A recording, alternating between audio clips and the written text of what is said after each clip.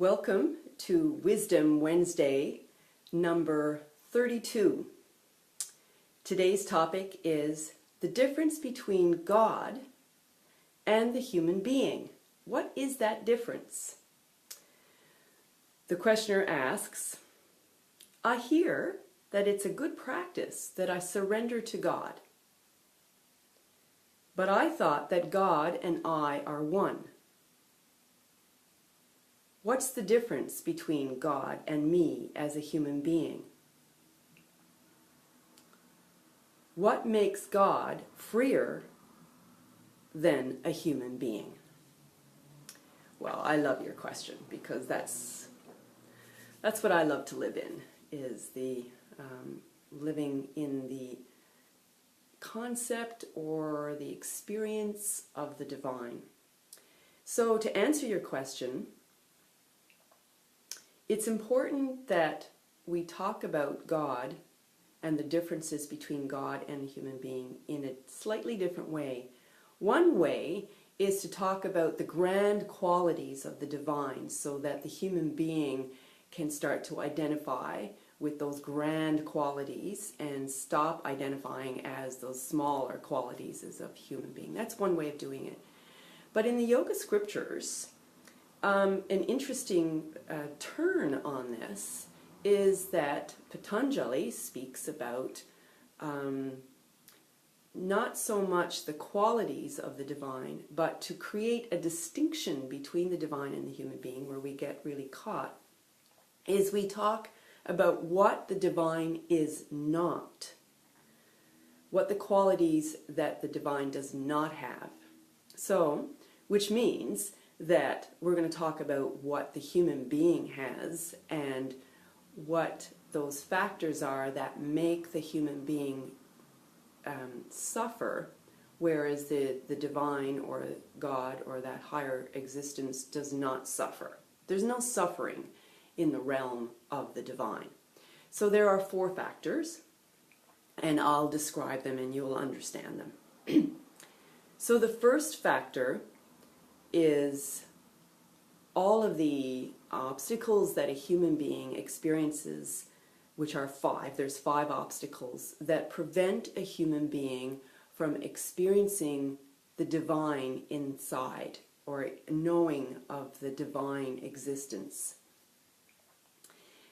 These are obstacles. So the first obstacle is the forgetfulness. We walk around and we're totally disconnected from our higher source existence. So we don't know that there is something more powerful than our ego, I sense, running us. That we are the outcome of a source, of a greater source, called divine, or God, or whatever the term you want. So that's the first biggest obstacle, is just forgetting that we don't have to run the show, that there's something else running the show. But what happens is the second obstacle is if we don't know our connection, if we're not connecting to our source, then we start to identify as a human being, as a physical body, a mind and ego. And then we start becoming the doer. We think we're the doer of everything that we do. And so the divine doesn't have this problem that we as human beings have. And the third obstacle that separates us from the divine is the constant craving and desiring and wanting and needing of something outside of us to create that sense of fulfillment. So it's called desire or attachment. We get constantly attached to things outside of us. The fourth one is aversion. And so we're always in a state of running away or repelling or deciding we don't like something. So we're constantly in a state of resistance to what is. The divine doesn't have that problem. And the last of the first category is the fear of death, the fear of dying, which means like the fear of the ego dying and the fear of the body dying. We're always running away from some sense of death. Now, it could just be maybe we're not afraid, so we think, afraid of dying in our physical body, but we might be afraid of pain, or we might be afraid of something. So it's fear that is a big obstacle. The divine or God does not have this problem. So those are the 5 obstacles that get in the way. So that's the first factor that the divine doesn't have to deal with. But we as humans are constantly troubled by these obstacles. The second category or second factor that the divine does not have is the idea of karma or karm, which means constantly in action. So human beings are constantly acting. They're either chasing something or they're running away, but they're always in a motion of action to achieve something, to get somewhere, action, and that's the whole wheel of karma. So we're always on like a mouse on a wheel, kind of like running, chasing. The divine does not have that problem. And the third category, vipak, is that the divine, so human beings, let me just check this for sure. Human beings receive the results of the actions. So we create the actions, so we're always in the mode of acting. We're creating them. But we're also the recipient of the results of our actions. So like a boomerang effect, cause and effect.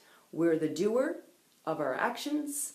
So whatever actions we have done in the past or even in a past incarnation, they'll come back to us somehow or another. And it's all about experiencing everything. As a human being, because we feel separate, we feel like we have to experience everything. And so therefore, we're going to be experiencing everything. So if if we start an action, then it's going to come back and we're going to experience the full circle of that cause and effect. So we're the recipients of all actions that we've done in the past, and we will be the recipient of actions that we've done now in the future. And the last thing that the divine doesn't take part in is the divine doesn't have a storehouse of memories or sanskars, we call them, of the compilation of everything that we've done in the past and that we're constantly yearning and desiring, and we got all these latent tendencies to try to get fulfilled. We're always waiting for the next moment to fulfill our desires. But there's this storehouse of memories that create tendencies so that when we're in this physical world, we now get triggered by something that's happening, and then we have a tendency to behave a certain way. These are patterns and tendencies. The divine doesn't have this storehouse of past memories or actions that it has done. It's free of all of that. So we're trapped by these 4 factors that the divine is not. So because of that, the human being is suffering. So what they say in the yoga scriptures is, if you don't want to suffer, then it is a good idea, it's suggested, that instead of identifying as a human being with all these 4 factors, it is better to identify as the divine. So that's why they suggest surrender. And what does that mean, to surrender to the divine? Well, in my understanding, it just simply means identify with the higher qualities of who you are. So you are the divine. You are made of the source. There is no difference. There's no separation. But it's the identification that's the problem. We as human beings are limited in our identification. So we start to kind of look down and see all the grossness, not gross, but the physicality of everything. We start to limit, compress, and compact and make it form. But if we turn our attention upward to more that part which is vaster and expanded, these are the qualities of the divine that is not trapped by karma that we're mostly talking about, and identification as form. The divine is free of that. So we just need to identify, if we're going to do any identification at all, which we are going to do because that's what we do, we identify with our body and our physicality. So let's identify with the finer qualities of our same self. So it's a higher self. And in this, we start to, as a human being, we feel separate from the divine. And at first, we will sort of look up to the divine as if we're separate, and then we put these amazing qualities on the divine. Like, this is what we've done for incarnations and thousands of years. We kind of put the divine on a pedestal. But we do that for a purpose, so that we can get out of our limitations and our suffering. And we think, yeah, there's something greater than us that doesn't have these qualities that will take us down. So we imagine, we open ourselves up to that which is finer. With that identification, we are elevating our consciousness, constantly elevating our consciousness until we become the divine, until we identify as the divine. And so our vision of oneness starts to unfold for us. That's why it's suggested, they say, surrender to the divine. That's all that's really going on here, is you're identifying with qualities that the human being is not. And that's one among many ways of which you can get out of the human suffering. It's just one, but it's a powerful one if you choose to do it. All right, and that's it for Wisdom Wednesday number 32, and I'll see you next week. Bye.